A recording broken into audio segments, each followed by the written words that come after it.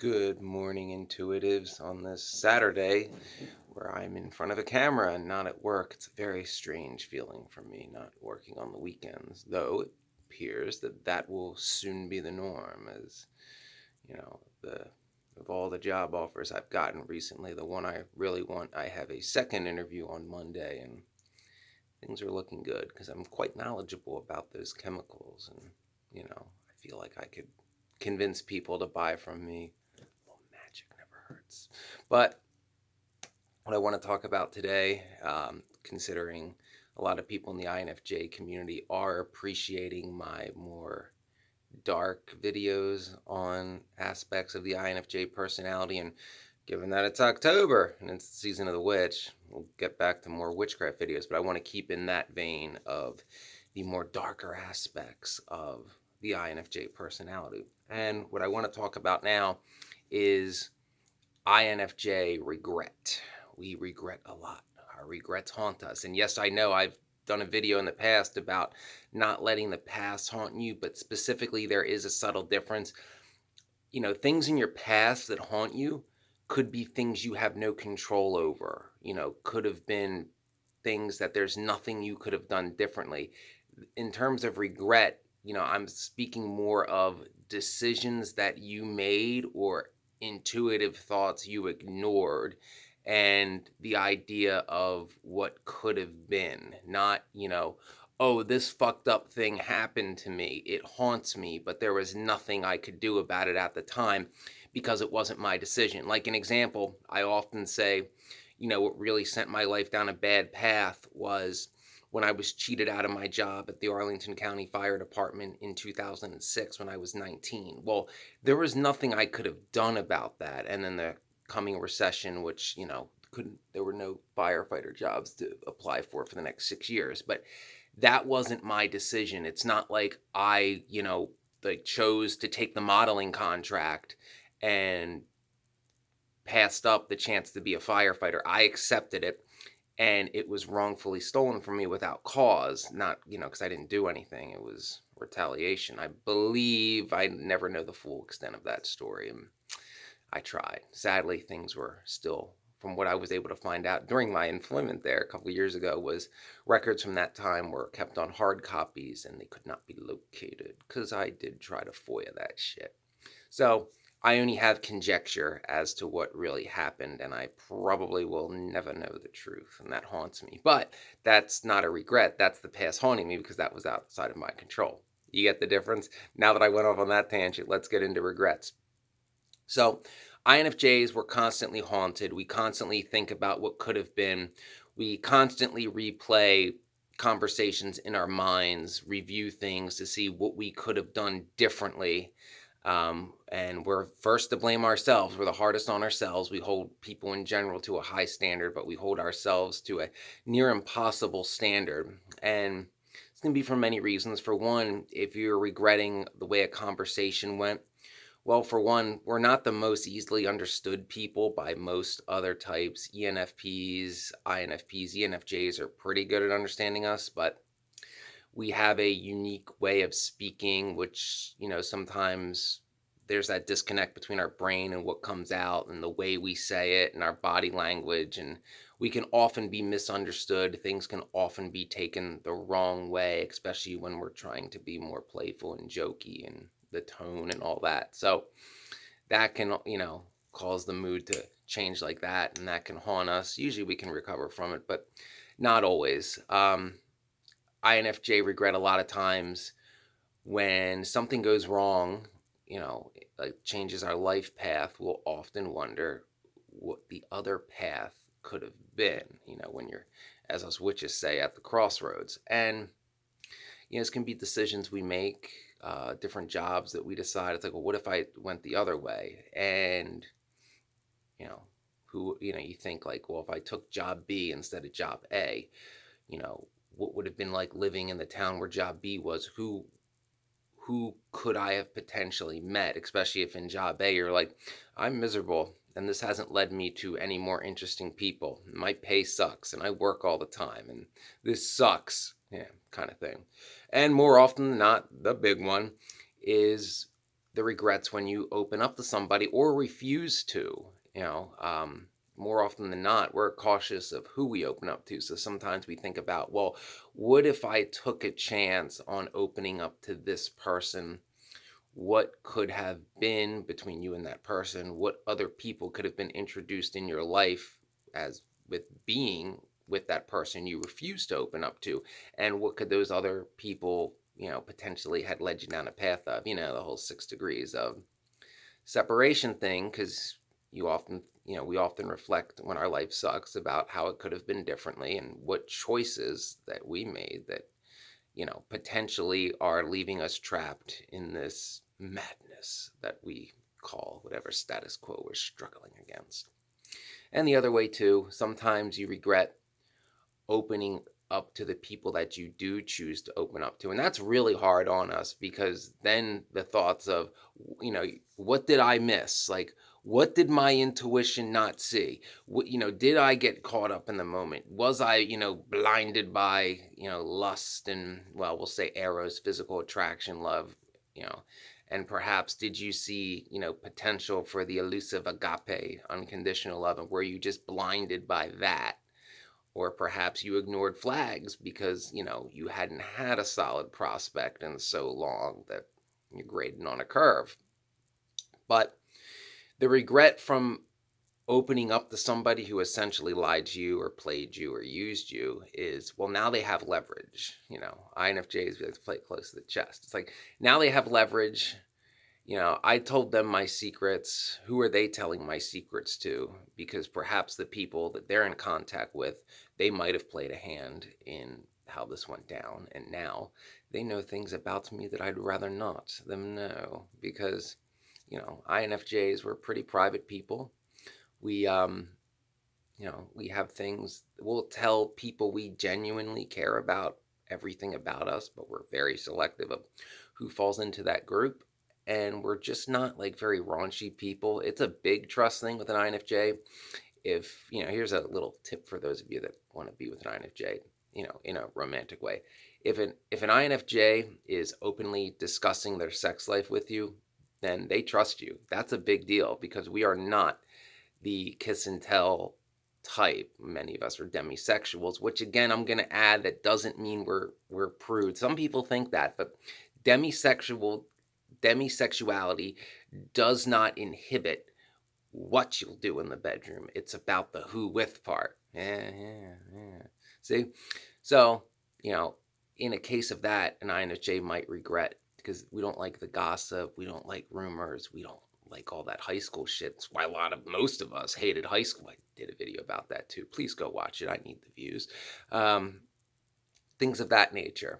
So INFJs in these situations, like I said, will often be locked in their head, blaming themselves, throwing ourselves into an NITI loop yet again, wondering what signs did we miss? Like, what could we have done differently? What more precautions could we have taken? And usually, sometimes there's nothing you can do. Like sometimes, you were cautious about who you open up to. You took the time to explain, this is who I am, and, this is what I'm looking for. And, if this isn't what you want, bye-bye, and that you're not swayed by groupthink or fads or whatever. INFJs are very individualistic, and that can lead to regret too. Not being individualistic, but opening up to people who try to force you into a group think kind of thing. Regrets come in other ways for INFJs too. A lot of times we can also regret the path we take career-wise, especially if you were manipulated into it. That whole idea, especially those that are my age that came of age during the years of the '08 recession. Thank you, W. And, I had a part in that too. Slick Willie, yeah, you did, because, Glass-Steagall and Deregulation of Telecommunications Act and the Franny Mae, Freddie Mac thing. So it's just as much Slick Willie's NAFTA fault as it is W's, although W took it to a new level. Anyway, my political rant aside. In situations where INFJs are more or less forced to be pragmatic, in other words, we're idealists. If what the ideal we want isn't on the table. Like you can't go become a firefighter because there's a recession, and all the fire departments have hiring freezes and none of them are hiring, so pick something else. Well, it's like, I don't want to pick anything else. Well, your summer job was golf course grounds crew. You should just do that for the rest of your life, because whatever you do at 16 is the rest of your life, because Chester County, pretty much. So if you get railroaded into something, and this more or less happens at a young age when you have less worldly experience, you're less able to stand up for yourself. This could happen, and it could lead you down a path that essentially ruins years of your life. That's a big regret. You think, like, what if I stood up for myself, went with my all or nothing attitude in my mind, and could have saved, some time, some money, some heartache. Could have, in my case, because when I was an assistant superintendent, I was working such ungodly hours. We're talking, without exaggeration, 80 hours a week, 7 days a week. It was salary, blah, blah, blah. You've heard me say it. But the reason I bring it up is because of that specific career choice. It ruined a lot of other things for me that I have regrets on. It's like, because we do tend to be workaholics, and it's one thing if you like your job and you're making money, but in my situation, that was not the case, and it was not my choice to work those hours. Anyway, it costs like friendships with genuine friends, because, "Oh, we're going away for the weekend. Oh, I'm working 12 hours both days, cost me a serious relationship that I had, because, again, always at work. Always at work, can't take off. That is another form of INFJ regret. If you're like, well, did I put too much time and effort into this thing that I didn't want, and I was unable to stand up for myself at the time, and look at the repercussions of that? That could be, another type of INFJ regret. Not standing your ground at the time. That's why INFJs usually in our early 20s become more able to stand up for ourselves. And I'm not contradicting what I said. We're always able to stand up for other people. We're more adapt to throw down for somebody else before we throw down for ourselves. But eventually you get to a place where you'll throw down for yourself too, though not as easily as you would for somebody else, like a true friend, or God forbid, if anybody fucks with someone you're in love with, then it's game on. Yeah. College memories coming back. Still not allowed in a couple bars. Banned for life. And I deserved it, but I'm proud of it. Anyway, so regret is a big part of being an INFJ. It's something we deal with every day, particularly. I mean, it can depend what your situations are. There's very few exceptions to when I'm not like thinking of things, because I mean, my situation sucks, and as you all know, what happened 2 years ago in Arlington haunts me every day, because every bad thing that happens to me now leads me to go, well, I shouldn't even be here, I should be in Arlington. So, that's the wound that won't heal, at least not until I actually am living in a type of place I want to live, have a job that gives me purpose, and, well, unconditional love. I guess blue roses exist somewhere. We'll see. There's, chance and right place, right time, and timing and all that involved in that. But as far as living where you want to live and jobs, that's supposed to be a meritocracy. It is not. So that's another form of regret. And INFJs, it's important to note, we don't hide our regret all that well. When something's eating at us, we glower.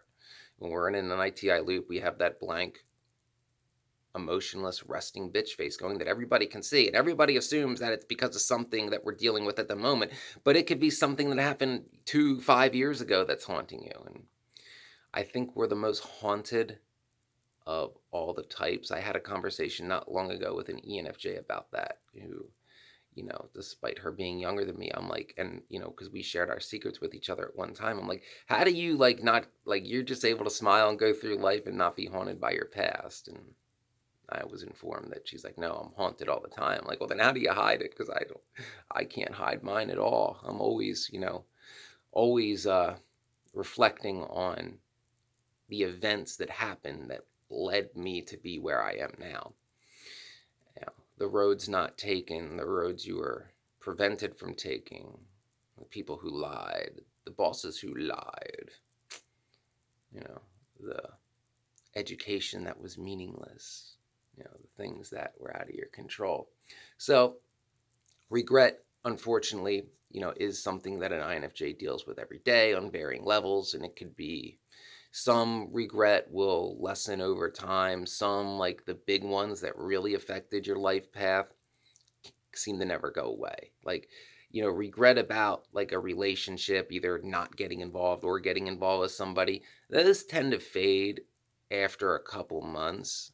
But the stuff of like me in Arlington in '06, that would have completely changed my life, because I would have been living where I wanted to live.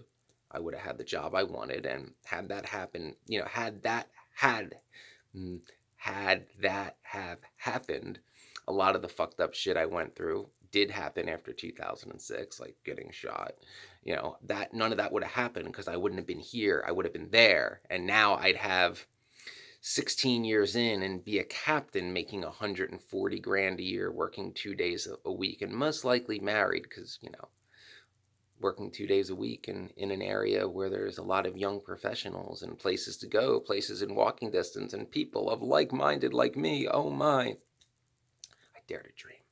So, I often think about what could have been there, and there's a few other things along the years that almost are as good, as far, well, good, I mean, like that I'm like, ooh, that could have worked. But more recently, especially with what happened in 2020, because I should be down there now, albeit not as a captain, but at least, as a professional firefighter, living the life that I always wanted, that I earned twice over, instead of being stuck here.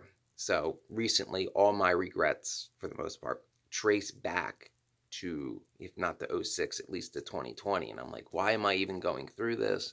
Why am I even here? I'm not supposed to be here. And, every other small regret that happens, it's like, not even that, huh? Not even that, not even anything to make this situation better. It's like, this must be a test. So regrets are a big part of who we are. You have to learn how to deal with them. You have to keep pushing towards your end game, whatever that is, whatever you want out of life. Don't get too caught up in what I call minor end games, like your end game at a specific place of employment. For in my case, it would be, my end game was to be a firefighter, and I tried to do that in a bunch of different departments. It's not like I was like, I want to be an Arlington firefighter, nowhere else. You see what I mean? Micro, macro. And do the same thing in relationships. Don't get too hung up on if something doesn't work out with a specific person. I know for us, finding prospects in our type isn't all that easy, but focus on what you're looking in a relationship, not specifically who you're looking for. I know you can't outrun your regrets, INFJs. They're with us every day.